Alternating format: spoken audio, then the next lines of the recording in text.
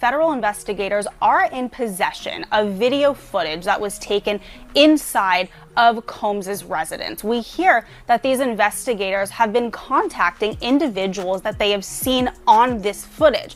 One person, in addition to the accusers who have filed these civil suits, is a male sex worker. That is what a source tells me, and that they have been brought in for questioning through these federal investigators. Oh man, so it has been revealed that Freaky Diggy Diddy did indeed have male prostitutes at his crib. It's been confirmed by the feds that they seen him in the footage that they was able to obtain from Diddy's house, and they contacted them, and they are amongst some of the people that they want to testify for the grand jury to get an indictment. Carisha, let me talk to you for a second, baby girl. You're behind better bathe in holy water.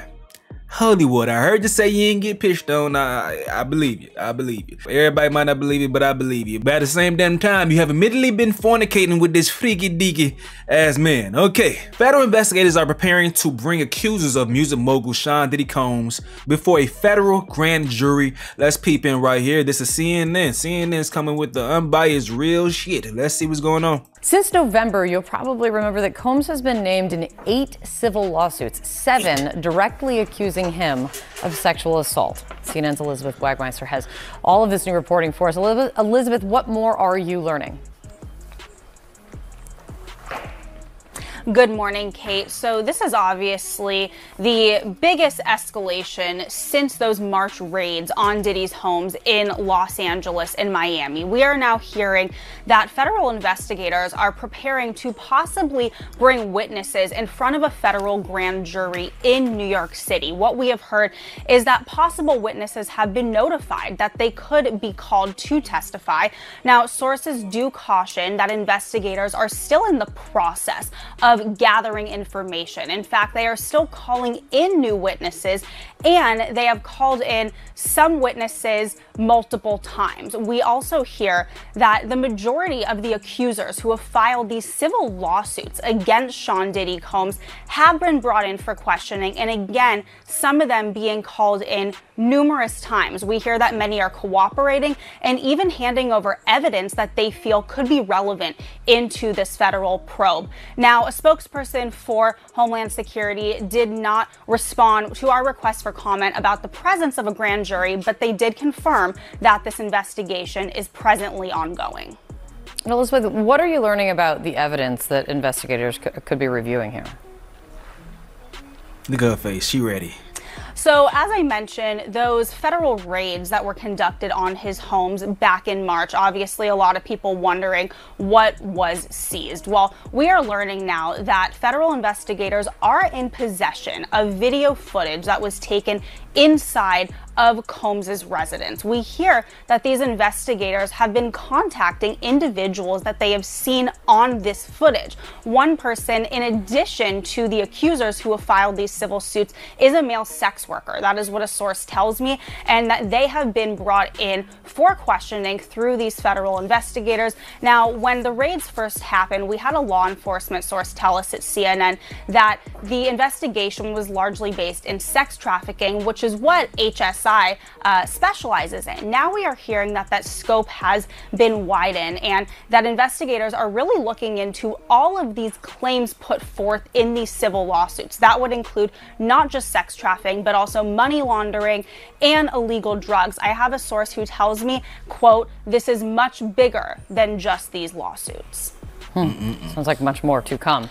Elizabeth, thank you very much for your continued great reporting on this. See, the thing about it is, dog, once you live in that freaky diggy life and you already doing, like, we know a lot of people, they be doing drugs they ain't supposed to be doing. So when you are doing things with illegal sex workers and shit like that, now those illegal drugs that you've been messing around with in the meantime, those things mean more in the eye of the law, of course. So yeah, dog, I just wanted to come to y'all with an update. Things are getting tough for Diddy right now, and Rolling Stone just put out an article that, let's read through like the footnotes.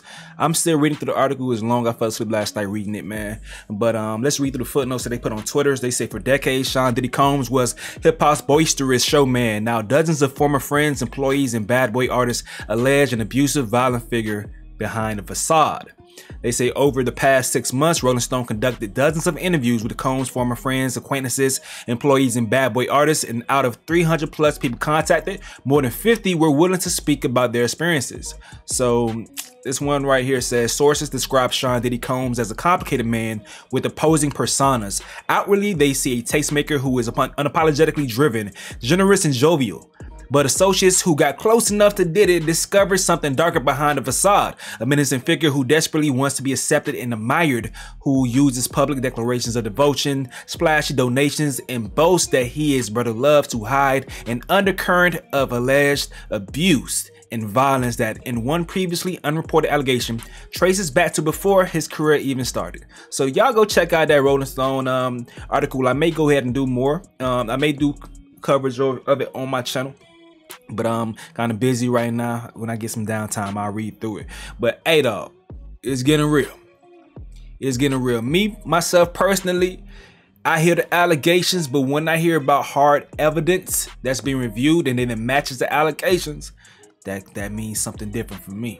That means much more to me than just he say, she say.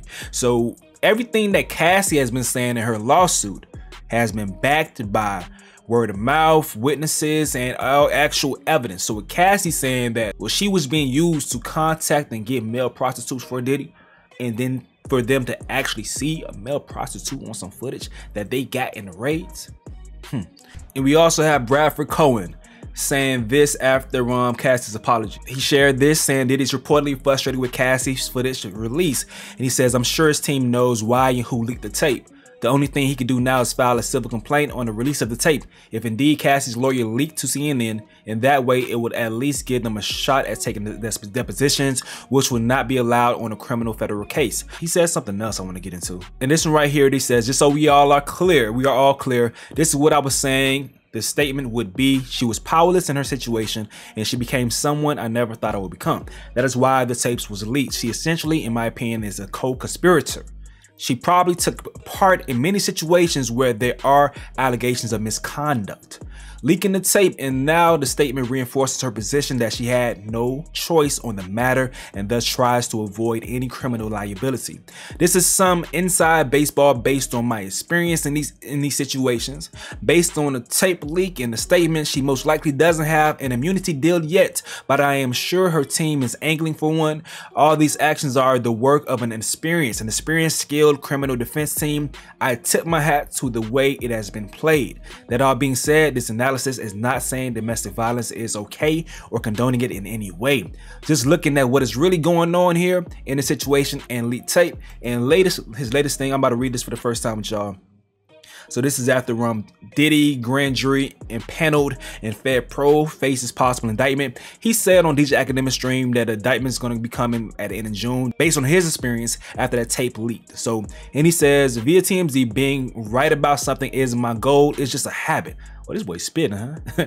So now, once the indictment comes down, we will see the massive scale they are going to attempt to prove on Sean Combs. Again, my guess is it will span years and have multiple unindicted co-conspirators, including Cassie. My guess is she will have immunity. If it isn't a RICO, it will mimic one in the allegations. And the second prediction is I believe it will be a hung jury in the Trump case. Looking at the evidence and the jury makeup, I find it hard to believe you will have an unanimous verdict. So that's some of the other things. If y'all want to check out Law Ronan, check him out on social media. He also is famously known as Kodak Black's lawyer. He was Kai Cenat's lawyer. He was who else? Rod Wave's lawyer. He was on Trump's Apprentice, but he's providing his expert analysis on a lot of things that's going on in social media. I will go ahead and reference it as well since he's very active. But that's what's going on right there, man. So freaking Dicky, abusive Diddy, he's facing some problems. As we all expected. But that was another update with Stace. Let me know what you got to say in the comment section below. I'm going to get up out of here though. This is another update with Stace. Yo.